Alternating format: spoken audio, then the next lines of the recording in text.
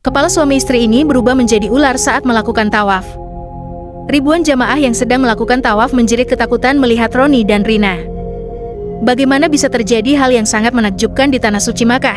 Simak video ini agar tidak sesat. Di sebuah desa terpencil di Jawa Barat, terdapat sepasang suami istri, Roni dan Rina, yang dikenal oleh masyarakat sekitar sebagai pasangan yang kaya raya. Mereka memiliki perkebunan teh yang sangat luas, bahkan lebih luas dari kebun teh milik siapapun di desa itu. Keduanya dikenal juga sebagai dermawan, seringkali memberi sumbangan untuk pembangunan masjid dan membantu warga yang membutuhkan. Namun, sedikit orang yang tahu bahwa kekayaan mereka datang dengan harga yang tinggi. Mereka telah melakukan persugihan untuk mendapatkan segala yang mereka inginkan. Roni dan Rina tidak terlalu memikirkan dampak dari perbuatan mereka. Mereka melakukan babi ngepet, sebuah praktek mistik yang dianggap dapat memberikan kekayaan dalam waktu singkat. Mereka rela melakukan apa saja, termasuk mencela dan memfitnah orang lain untuk mendapatkan lebih banyak kekuasaan dan uang. Namun, sebuah kejadian yang tidak terduga terjadi saat mereka berdua melaksanakan ibadah umroh. Ketika mereka berada di Tanah Suci, tepatnya di tengah-tengah tawaf, tubuh mereka mulai merasakan perubahan yang mengerikan. Saat mereka berputar di sekitar Ka'bah, kepala mereka perlahan berubah menjadi kepala ular. Rina teriak panik, meraba wajahnya yang sekarang terasa licin dan mengerikan. Roni juga menjerit. Kepala kita berubah menjadi ular. Apa ini? Di tengah kebingungannya, mereka berdua segera diusir oleh jamaah lain. Pandangan mereka penuh dengan ketakutan dan kebingungan. Ini adalah azab, bisik Roni dengan suara parau. Apa yang telah kita lakukan? Tidak lama setelah itu, mereka bertemu dengan seorang ustaz bernama Ustaz Tahya. Ustaz itu adalah pemimpin perjalanan umroh yang mereka ikuti. Melihat keadaan mereka, Ustaz Tahya segera mendekat dengan wajah yang penuh ketenangan. Kalian berdua, jika tahu Ustaz Tahya, telah diberi peringatan oleh Tuhan atas dosa-dosa yang kalian lakukan. Tetapi tidak ada yang terlambat untuk bertobat. Roni dan Rina terdiam. Mereka tahu, meskipun mereka belum mengakui secara lisan, bahwa apa yang mereka lakukan di kampung halaman mereka adalah dosa besar. Selama ini mereka merasa bahwa semua kebaikan yang mereka lakukan bisa menutupi kejahatan yang mereka sembunyikan. Saya tidak tahu apa yang harus saya lakukan, Roni berkata, suaranya serak. Kami melakukan persugihan, kami telah menyakiti banyak orang, dan kini kami dihukum seperti ini.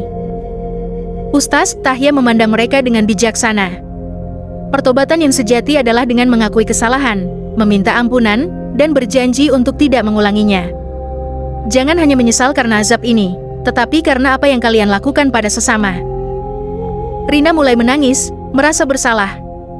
Kami hanya ingin hidup lebih baik, tidak pernah berniat menyakiti orang lain. Ketahuilah, lanjut Ustaz Tahya, Tuhan Maha Pengampun. Jika kalian benar-benar bertobat, maka Tuhan akan menghapus semua kesalahan kalian. Kepala ular yang kalian lihat saat ini adalah hasil dari dosa yang disembunyikan. Tetapi jika kalian ikhlas, semuanya akan kembali normal. Dengan hati yang penuh penyesalan, Roni dan Rina akhirnya mengakui kesalahan mereka. Mereka menangis, berdoa dengan tulus, memohon ampunan. Di tengah-tengah doa mereka, sebuah keajaiban terjadi. Perlahan-lahan, kepala ular yang mereka miliki mulai menghilang. Wajah mereka kembali seperti semula, meskipun tetap ada bekas luka yang menunjukkan perubahan itu. Saat mereka selesai berdoa, Ustaz Tahya berkata dengan penuh kebijaksanaan, kalian telah memilih jalan yang benar. Sekarang, kembali ke rumah dan mulailah hidup baru. Jangan biarkan kesalahan masa lalu menghalangi kalian dari perubahan. Setelah kembali ke kampung halaman, Roni dan Rina memutuskan untuk tidak lagi menjalankan praktek persugihan. Mereka menyadari bahwa kekayaan yang mereka miliki tidak sebanding dengan kedamaian batin yang telah hilang. Mereka mulai memberikan lebih banyak lagi bantuan kepada sesama, bukan karena ingin dipuji, tetapi karena niat tulus untuk memperbaiki diri. Tahun demi tahun berlalu, dan mereka menjadi sosok yang dihormati bukan hanya karena kekayaan mereka, tetapi juga karena kebaikan hati dan kesediaan mereka untuk berubah. Mereka mengelola perkebunan teh dengan penuh integritas, menjadi teladan bagi orang-orang di sekitar mereka. Roni dan Rina bekerja keras untuk memperbaiki hubungan mereka dengan warga. Mereka menanam kembali pohon teh di kebun yang pernah mereka rampas dari keluarga Hendra, dan mulai memberi perhatian lebih kepada orang-orang yang membutuhkan. Mereka tidak hanya memberikan sumbangan, tetapi juga membuka peluang kerja bagi warga desa yang kurang mampu. Kisah mereka menjadi pelajaran bagi banyak orang, bahwa tidak ada dosa yang terlalu besar untuk diampuni, jika seseorang sungguh-sungguh ingin berubah. Setiap tindakan memiliki konsekuensi, tetapi juga ada jalan menuju pencerahan dan penebusan. Waktu terus berjalan, dan meskipun mereka tahu bahwa jalan mereka masih panjang, Ronnie dan Rina kini menjalani hidup mereka dengan penuh rasa syukur, berharap bahwa mereka bisa menjadi pribadi yang lebih baik setiap harinya. Perubahan yang terjadi dalam diri mereka bukan hanya karena hukuman yang mereka terima, tetapi karena sebuah kesadaran mendalam bahwa kebenaran dan kebaikan adalah hal-hal yang paling berharga dalam hidup. Saat malam tiba, di kebun teh yang luas, Ronnie dan Rina duduk di bawah pohon yang mereka tanam bersama, sambil memandangi bintang-bintang yang bersinar di langit. Hati mereka kini lebih ringan, lebih damai, meskipun tak pernah bisa sepenuhnya menghapus masa lalu.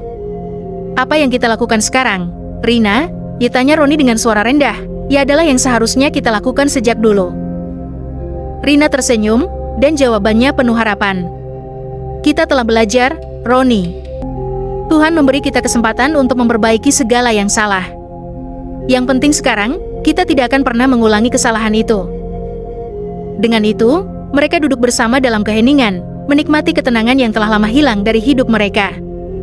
Kini, mereka tahu bahwa setiap perjalanan, tak peduli seberapa sulit atau gelapnya, selalu bisa berakhir dengan cahaya, jika hati kita tulus dan penuh penyesalan. "Apakah kamu ingat dulu kita pernah terjebak dalam keinginan duniawi?" ditanya Rina dengan suara penuh haru. Ronnie mengangguk. "Ya, dan aku tak akan pernah melupakan itu. Dulu, aku pikir kita bisa mendapatkan segalanya tanpa ada konsekuensinya. Kini aku tahu bahwa yang sejati adalah kedamaian hati." Rina tersenyum, memandang suaminya. "Sekarang kita punya semuanya, bukan hanya harta, tapi juga ketenangan." Mereka berdua duduk diam, mendengarkan suara angin yang berdesir lembut di antara daun-daun teh yang melambai. Akhirnya, mereka tahu bahwa meskipun perjalanan hidup mereka penuh dengan ujian dan godaan, mereka telah menemukan jalan menuju kebenaran. Hari-hari berlalu, dan kehidupan di desa itu perlahan berubah. Akhir cerita membawa harapan dan pencerahan, dengan sebuah pengakuan tulus yang diikuti oleh perubahan tak hanya fisik, tetapi juga spiritual. Perubahan Ronnie dan Rina memberikan pesan bahwa kebaikan bisa lahir setelah pertobatan sejati. Hidup selalu memberikan hikmah bagi mereka yang mau merenung. Dari kisah kesabaran, kita belajar bertahan. Dari kisah keberanian, kita belajar melangkah. Dan dari kisah kehilangan, kita belajar menghargai. Jadikan setiap cerita sebagai panduan, bukan hanya untuk menginspirasi, tetapi juga untuk memperbaiki. Karena di balik setiap kisah, selalu ada pesan. Dan pesan itu adalah hadiah yang harus kita syukuri. Jadi, dengarkan, pahami, dan amalkan. Karena hidup adalah perjalanan belajar yang tiada henti. Wassalamualaikum warahmatullahi wabarakatuh.